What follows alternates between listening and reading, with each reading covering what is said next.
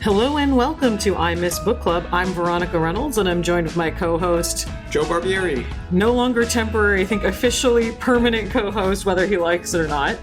And for today, we wanted to go back to our roots. So this podcast is called I Missed Book Club. So Joe and I thought we would go over some of the hits of book club at the New City Library for the last, 10 or so months we went over? This is really from this year. This Wonderful. is 6 months, yeah. Okay, so from 2024. So Joe helpfully pulled the list for us. So for those of you who are not local to us, but still enjoy this podcast, you'll still be able to enjoy all of this. But just as some background, we have 5 active book clubs at the New City Library. So 6 months may not sound like a lot, but we have a lot of titles here to talk about, some of which we've read, some of which we haven't.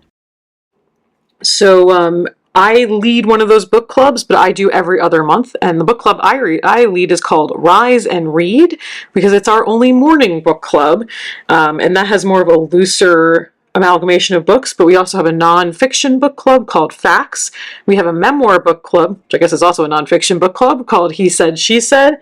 We have a literary book club called Chapters, and we have a book club dedicated to mysteries called Investigating Mysteries, which is run by my co-leader for Rise and Read, Nancy Moskowitz. So we cover a great deal of books. So let's start with our January selections. The first one was The Swimmers. This is a 2022 book. It was for our January chapters, so our fiction book club. And this is a social parable, turns into kind of commentary on the medical and U.S. healthcare situation. It's first this peering into the different lives of these people at a pool. And then it takes a turn and really focuses on Alice. She's an elderly woman, and she's facing mental decline and institutional care. So as you can imagine, this one is a rough story. Themes of like found family, of learning to be a part of the community. I seem to remember it went over pretty well with the Chapters book club, this one. Just a note about choosing books for book club. We're not always looking for books that are necessarily award winners. We're looking for books that are going to generate interesting conversation. So that's why you'll see such a variety of picks. Facts for January did ultra processed people. Processed foods are, of course, a very big talking point right now in the health community. But because of the profits and the amount of quantity that you can sell of processed food and the lack of government regulation, we may not even know the true impact of these foods on our bodies. So that's fun. Yeah, this is another one where we all know this is bad. If you ask someone, hey, is processed food good or bad for you? 99 out of 100 people are going to tell you, hey, it's bad for you. I think this is just kind of like a real wake up. I guess, letting you know how bad it is. Well, and I do think it's another conversational one, because I will say I don't think processed food as a whole is bad. I think lack of regulation and lack of insight can be what makes it dangerous. There's some processed foods that are actually quite nutrient dense. I always tell people that when my son was really little, he was low in vitamins, and his pediatrician told me to buy him cereal, because cereal is so fortified now that it was an easy way to get a small kid to have a lot of vitamins. So it's not a universal bad, but again, that's part of the point, is like to cause conversation, right? Yeah. Our January for Rise and Read was, for January of 2024, was Olga Dies Dreaming by Tso-Chil Gonzales. And this was my pick, so I'm sorry. Take it away. No, I know we were doing every other, but I actually chose this book and I did read it. I thought this was a beautiful book. It is a really deep dive on the many layers of being the child of an immigrant family, specifically in a Latino community. Olga is a fascinating character. Her brother is really interesting. There's a lot of things about gentrification and, how do you succeed and blend without losing touch with your roots? Olga has a lot of really interesting stuff from that. And the real twist on that story is that their mother is a revolutionary fighter in Puerto Rico and other countries, as it turns out, and ultimately is even wanted by the FBI. And she leaves the family very early, and the book is punctuated with letters where she berates Olga and her brother for not living up to her standards. So it's a fascinating book, and Gonzales has a new book out as well, Anita. I can't remember the exact title, but it's Anita something. But it's also winning tons of awards on attention. So she's really an author to watch out for. Great. February Rise and Read was Instructions for a Heat Wave by Maggie O'Farrell. This one's probably, I think, the oldest book on our list. It came out in 2013. It's a family drama about Irish transplants living in London in 1976 during a heat wave. So I don't know, the past couple of days I had this on the brain. Well, very appropriate for a summer read. We're recording this in July, of course, and it's been a very hot one so far. The tensions rise along with the temperatures, or what I have in my notes. Very relatable as we record this. Very, very. And then the February Investigating Mysteries pick was City Under One Roof by Iris Yamashita. It's a thriller in a small, very small Alaskan town where most of the town residents also live in the same apartment building. You may have heard of this apartment building. This is a real thing. I believe both in Alaska and in Russia, they have these towns that are like a single building just because it's easier to keep everyone warm that way. So there's claustrophobia, extreme conditions, all while solving a murder mystery. The tagline is "Live together, die alone," which is fabulous. Right. So like we have the classic, clue, murder mystery in a house, your classic Agatha Christie, we're trapped on this train and somebody dies, but what happens when you're basically stuck with the whole town in one place? Lots of suspects. Yeah. So I think really interesting premise, and a great topic of conversation for the mystery club as well. And if you don't like super bloody mysteries, Nancy's crowd tends not to, so she chooses mysteries that are intense but tend not to be particularly gory. Oh, that's a good thing for our folks to keep in mind.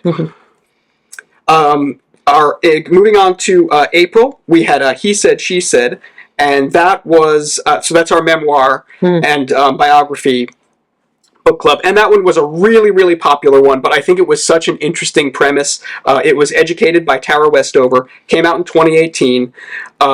This very fish out of water, this woman, she grows up very paranoid and religious dad, thinks the end of the world is coming, not really enrolled in school or they're interested in the outside world, very survivalist, and basically her kind of transitioning into basically the real world. So a fish out of water story, got a lot of press. Very popular. And if you've already read it, I highly recommend giving a Google to the lawsuits that have followed from her family, because it is a very contested memoir. Ooh. Now, obviously, her family has a lot of investment in saying that none of this is true, because they do not come out looking very good in this memoir. Spoiler alert. Yeah. But I just read a really fascinating long-form article about the discrepancies that may be in this memoir, which is very common for memoir, because obviously you're writing for entertainment, so you may exaggerate or you may be pushing several stories into one, but her family was not pleased. I can see that, yeah. So there's some more recent fallout from this 2018 book. So chapters in March, which is our literary book club, read Leave the World Behind. It debuted in the fall of 2020. Perfect timing for discussion about calamity, race, and class. Middle-class white Brooklynites rent the home of a well-to-do black couple on Long Island. The problem is that a blackout has taken place in Manhattan and the owners return. It's somewhat surreal, and of course the timing puts it out in the first few months of COVID, which the author couldn't have known because of the publishing process. Yeah. But it certainly gives it an extra layer of eeriness, which will come up again in this list. Yeah. So again, I mean, 2020. It's a 2020 book. The author is Rumaan Alam, and you couldn't have asked, for like a more, I guess, imperfect timing. But yeah, I think that all these issues that were on everyone's mind then. So what a great, and now looking back on it with some perspective. What an interesting concept. Oh, and perfect timing, because it's actually the very next book that I was referring to. Oh, there you go. So at Rise and Read in March, this was another one of my picks. We did Station 11 by Emily St. John Mandel. None of my book club people liked it, but I felt very vindicated because it did make it onto the top 100 New York Times books of the 21st century. Yay. So my folks didn't like it, but apparently other people did. There was an HBO miniseries based on this book as well, so you may have seen that if the title sounds familiar. It's a very, it's an interesting apocalypse book because I think it was coming out at the beginning of what I would call optimistic apocalypse books, where just because it's the end of the world doesn't mean that people become automatically cruel and everything's crawling with zombies. There is a lot of crime and completely Mad Max. No, it follows a troupe of performers after a really terrible virus wipes everyone out. It is very pre-COVID, but unfortunately now feels very eerie to read in 2024. But it's a very short book. I can't recommend it enough because it is very short, but it's very profound. It's very interested in how people treat each other. And you do see, like, there is, like, a religious cult, and that, there are, like, scary things on the road. But because you're with this troupe of Shakespeare performers, there's this feeling of, like, even art prevails at the end of the world, which I think is really beautiful. So, highly recommend. Seems like a good companion book to leave the world behind. And maybe read them back to back and then have a nervous breakdown. I don't know. Okay, so in April of 2024, Facts did Knowing What We Know by Simon Winchester, relatively recent, came out in 2023, and it's this history of a concept or a thing idea. So we're looking at the transmission of information over time, passing down knowledge from stone tablets to the printing press to computers and the internet, and I mean, wow, what a fascinating, such a, like, big topic and idea to cover, but again, I love the idea of, well, we're going to take a very specific thing and talk about how it's impacted humankind. So I love that. Did you ever read Salt? Yep. I love that book. There's a newer one out about silk too, more recently. Ooh, yeah, Silk's a big one. Yeah, I love these concepts. Like, let's look at a really focused history of a thing or an idea. If you're into that and you like more gothic topics, I highly recommend all of Mary Roach's books, because Mary Roach is more interested in kind of the things that people don't want to talk about that much. Gulp, for instance, which is a history of the science of digestion, which I really liked a lot. And she's very funny, so I always recommend Mary Roach if you like that kind of thing. And then in April, we had an Investigating Mysteries pick, All That's Left Unsaid by Tracey Lien. There's a culture conflict in the 1990s of Australia, which serves as a backdrop for first-generation Australian of Vietnamese descent, Kai Tran, trying to solve her brother Denny's murder due to disinterested and dismissive law enforcement. I think racism as a theme comes up a lot in American books, but I think it's good to read about it in other cultures too. Yeah. Because I think it's the same everywhere you go, unfortunately. It takes a lot of different faces, and who you're racist against may change.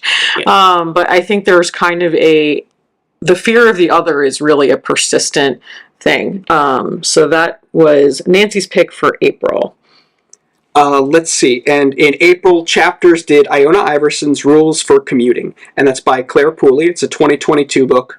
And this is another one of those intersecting lives stories, which I always love, right? Like, how are we going to wrap all these What was that movie, together? Sliding Doors? Yeah. How are we going to... basically, this one centers on the lives of these commuters on this train that have all kind of commuted, I think, for years together. But again, always very passive in their connection to one another. But one day there's an event on that train. It makes them look at each other a little bit more differently than they had before, and maybe they're not going to be so passive anymore.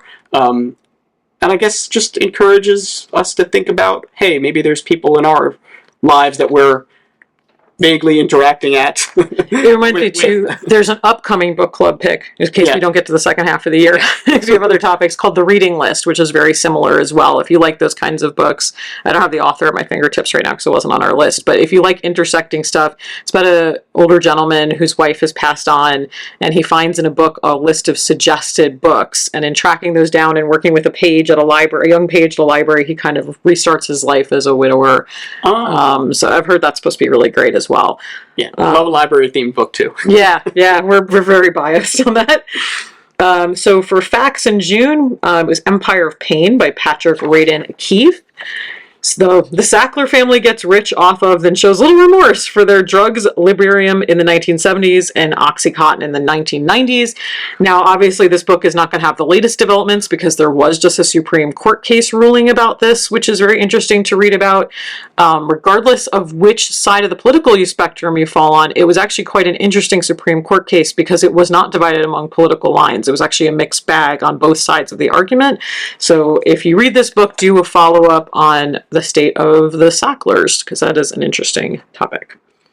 And then July, Chapters, which is the literary fiction group, they did The Dutch House by Anne Patchett, came out in 2019, and this family saga centered around a luxurious mansion in suburban Philadelphia that a family moves into, and siblings Maeve and Danny navigate their cold father, their mother abandoning their family, and the arrival of a stepmother and step-siblings. Another one of these family sagas that take place over many years. I don't know. I'm a sucker for those kind of stories. 100 Years of Solitude, baby. Exactly. Yep, yeah. Seeing how the relationships between the siblings play out, how people develop over time. I don't know. I'm a sucker for those kind of stories.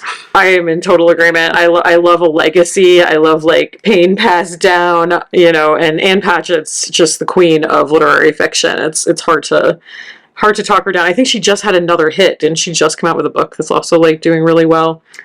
I know this is definitely not her latest. Yeah. Off the top of my head, I'm blanking. Well, the big one right now, just to take a short pause, if you want to know what the most popular book going right now, it's The Women by Kristen Hanna. That is probably our number one requested book, because Kristen Hanna is another queen of literary fiction. Everything she writes is gold. If quick aside, and maybe we should do some book club talk after this, but if you want to start a book club at home, you know what? We'll pin that, and let's talk about that when we're done with our titles, because I think that's a good follow-up to this conversation. But July Rise and Read was my pick. We just finished reading it this week. That's why we're recording this week. Maybe You Should Talk to Someone, a Therapist, Her Therapist, and Our Lives Revealed by Lori Gottleib. This was such a interesting memoir. I don't want to say fun, because I actually cried a few times while I was reading it. I was really touched by a lot of the stories.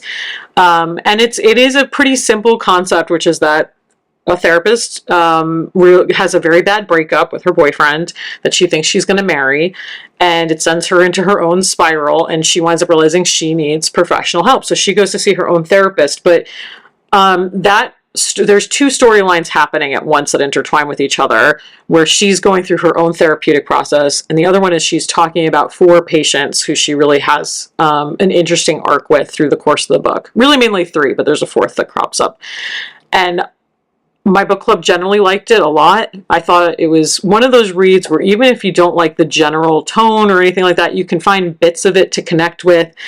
She was a columnist, Lori Gottleib, for a long time, writing about therapy, and she started her career in production for TV shows and movies. So she has a really varied past. She's an interesting writer, and it's a really profound, very human story, and it's hard not to connect with some of the things happening there. And our last one that we're going to do for today is the July Investigating Mysteries pick, and that's Broken Places by Tracey Clark. It came out in 2018, and now there are a few subsequent. It's a tetralogy now, so 4-book series, and it centers on Cass Raines, a former police officer turned private detective. She's a female black protagonist navigating in a criminal justice world that a lot of people don't look like her there. Mm-hmm.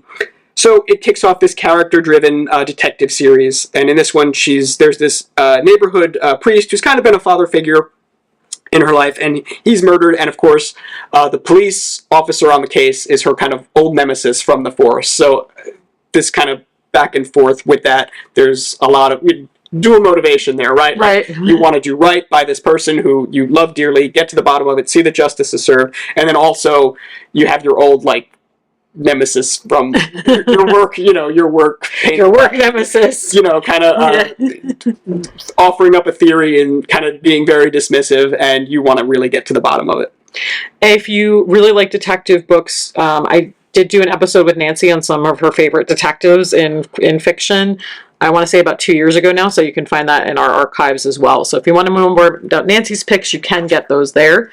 But since we're only at 20 minutes and we have a little bit of time, I thought maybe it's interesting to just touch on what we think makes a good book club pick. And I would say what I was about to say about Kristen Hanna's The Women. It's not that that's not a great discussion book, but if you run a book club, cannot recommend enough that you don't pick a book that's brand new and very popular. Yeah, you want a book that people can actually get their hands on. Yeah, now of course everybody can go on Amazon and get any book at any time, but we love a library book for a book club, because if you're going to do a 12-month-a-year book club, you're asking people to make an investment into 12, even paperbacks, which you're not going to get a brand new book in, are like $20 odd now. That adds up really quickly. Yeah. Whereas if you choose books that are popular in your library system, and you can get your hands on a lot of copies pretty quickly. Yeah, I think you'll notice as we went down the line of books here, most are within the past 3 or 4 years, but I don't think we had any from 2020. No, we had no books that were released this year in 2024. I mean, we wouldn't do that for 2 reasons. One, they're super popular, and 2, if it's a New York Times bestseller book that year,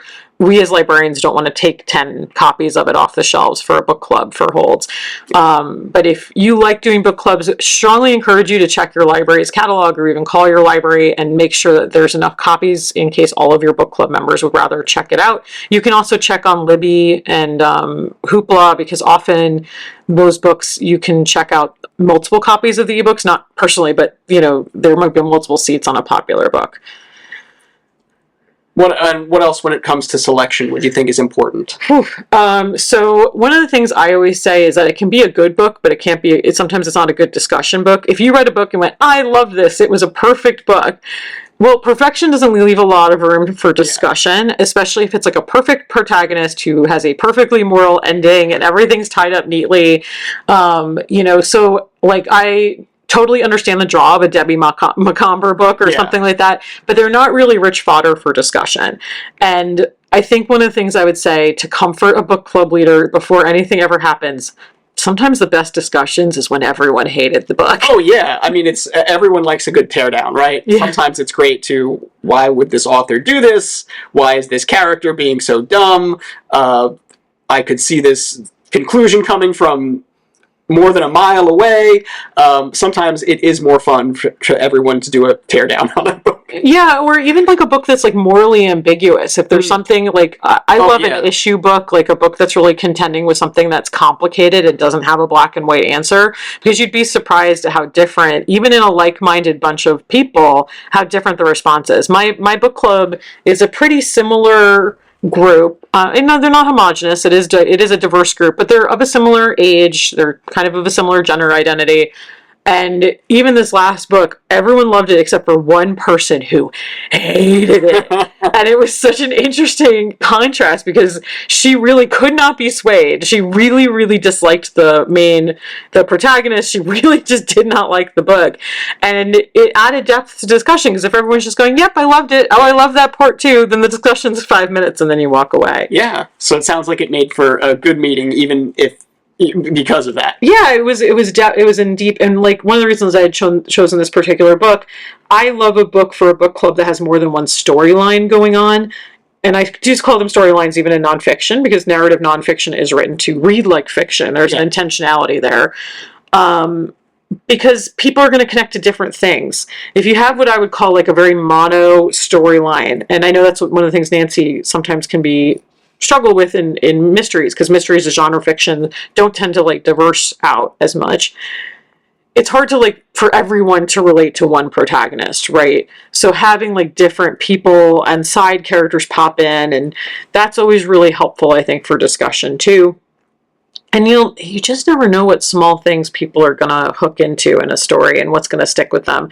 I actually had just this week when we did book club, somebody say, I was really profoundly touched by this one scene, and I did not remember it. And I read the book. I was like, what is she talking about? But it's true, though. Some things stick with other people, or, maybe they have been in a situation like that in their life that they can relate to, or see something in a character that's like, oh, well, that's just like so-and-so that I know. So I think, it's different things are going to stick with different folks. And then I will say, too, I think there is an interesting line that you walk as a book club leader, where you obviously are going to have an opinion about the book because you chose it. Although I will say, for what it's worth, I do not pre-read my books for book club. I don't choose stuff I've already read. Most of that's like interesting. Most of that's a time issue, to be honest. But I want to go in like my book club members do, with just a title and a description. Obviously, I read a little bit more than that, but not substantially more. I read a couple of reviews and stuff. I want to make sure I'm not choosing a stinker. But I don't want to be too defensive of my pick. And if I pick something because it's like, I'm like, oh, this is one of my all-time favorite books, and they hate it, that's kind of crushing. Yeah, yeah. I'd rather feel just as neutral as they do starting out, and then we can, I think, have a more level-headed discussion. The only exception was, I did do this year also, we were trying to keep the list short, so we didn't do every book that we did. Yeah. I did Less by Sean Andrew Greer, which is a Pulitzer Prize winning book. I joked around that it's like the La La Land of Pulitzer Prize winners, because you know how Hollywood loves to give awards to books about Hollywood? Yeah. One of the characters in Less wins a Pulitzer Prize. Which I found very funny.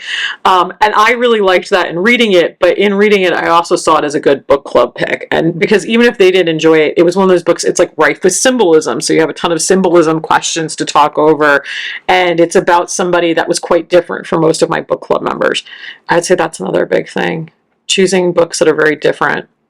Yeah, expanding your horizons a little bit. You know, not going for the obvious, maybe bestseller right up front, or maybe reaching out of the comfort zone with different kinds of characters and different kinds of situations that folks might not find themselves in their real lives, and that's what helps build empathy. Yeah, I mean, so earlier in 2023, we did On Division. The author's escaping me at the moment, but we live in an area with a huge Hasidic Jewish community. And it's a community that obviously people have a lot of questions about. It's a very closed community. You can obviously read books about it, but you have to seek information out. It's definitely not information that's being brought to your doorstep. And On Division was a really interesting book for my group because they were very fascinated by the culture, and the author had lived slightly in that culture, adjacent to it, and had a lot of interesting insights. I thought it was a really beautiful book in a lot of ways, but it was one of these books we talked about really extensively with how it colored our view of what was going on around us, because it's very hard to build compassion for people you don't understand, right? It's, again, like we were talking about earlier, the fear of the other is so profound. Yeah. So meeting a human being and spending 200 pages with that person is always really helpful, I think. So yeah, those are some of my tips and tricks. Yeah. I would say maybe if you're going to do it with friends, you could take turns picking, don't always put the onus on a single person. And then, you get to, that's more fun when it's when you're kind of rotating, because you're going to bring different things to the table, by virtue of just different people, leading the discussion. What else? I would say be brave. Choose things that are a little weird, or choose things that are strange, because even if everyone dislikes them, there could be one person who discovers something beautiful and new. And another book I chose that was very controversial with my book group, controversial in the sense that I liked it and nobody else liked it, was The Department of Speculation, which was practically a poetry book. Because one of the things I do look for, by the way, is length. I am choosing shorter books on average. The longest I will do is 350 pages, and usually I try and go shorter than that, because you're asking people in the middle of their busy lives to slow down and read a book that they did not choose themselves. Yeah. So in respect for their time, I usually try and choose shorter books. And Department of Speculation is really, like I said, it's kind of a hidden poetry book in its own way. It's really a novelette in its length. And it turned me onto something new, because I really thought it was a very beautiful book, and I'm not usually a poetry reader. So I did wind up pursuing some similar titles on my own after that, even though my book club hated it. It was nice for me. Yeah. And on the other hand, I'm a big horror reader. I think we've talked about that before. Yeah. I've also, unfortunately, recently been, someone drew attention to the fact that I say horror in a completely bizarre way with my accent. So if you are not from this area and you think the way I say horror is awful, I apologize. But we did My Sister the Serial Killer, which is set in Nigeria. And it was such a great book, and they all loved it, and they're not horror readers. One of them even told me, if this is too gory, I'm going to have nightmares, and I'm going to blame you. Which I'm like, fair enough. She liked the book. So Good. You get that on the other side, where people think oh, I don't like this genre at all. And then they're exposed to something interesting. And that's another very short read. So if you're not sure you would ever like a horror book, that would be one to start out with. I thought My Sister the Serial Killer was really good. It's really more about family dynamics than it is about horror. There are murders in it, obviously. Yeah. But it's kind of more about cycles of abuse than anything else. And I can tack on there my other big horror recommendation for the year, though I'm sure I will do an October episode. But if I don't get to it, The September House is probably one of the best horror books I've read in the last 6 years. It's a haunted house book that really understands what makes a home haunted, and it's not the ghosts. Ooh. So, any last minute thoughts on that, Joe? No, I think we had we did a good overview of some of our big picks that our book clubs did, and then we talked a little bit about, hey, what makes a book club, and we talked a little bit about what makes ingredients go into a successful book club. Yeah, how to bake a successful book. There we go. Maybe that's the second title of this episode. Yeah. How to bake a successful book club. We've never done this before, but I'm going to say if you have questions about running a book club, you can always email me. I'm at V, like a violin, Reynolds, just like the tinfoil, REYNOLDS, at newcitylibrary.org. We'd love to hear from our audience. I don't think we've ever offered up an email before. Maybe we should have been doing that the whole time. Yeah. You can always reach out to me. If you have a question for Joe, I'll pass it on to him. I just decided to do that on a whim, so I'm not going to sacrifice his email address up. But you are welcome to reach out to us about any podcast topic you might like to see in the future. I can give you a hint into our next episode because I am preparing a talk on the War of the Roses. So we will be doing that, and the inspiration for that one is the fact that I talk about Shakespeare a lot, and Shakespeare wrote his first history plays on the War of the Roses. So we'll be covering that in August.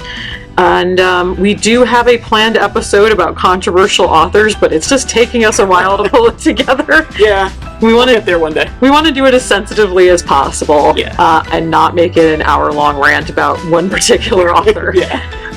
So that's what we'll be getting to as well, hopefully maybe in time for September. Thank you all for sticking with us. We know we have an uneven production schedule, but this is one of those things that we do for the love of the game. So we do it when we have the ability to put some love into it. So we hope you all have a great summer, and read on.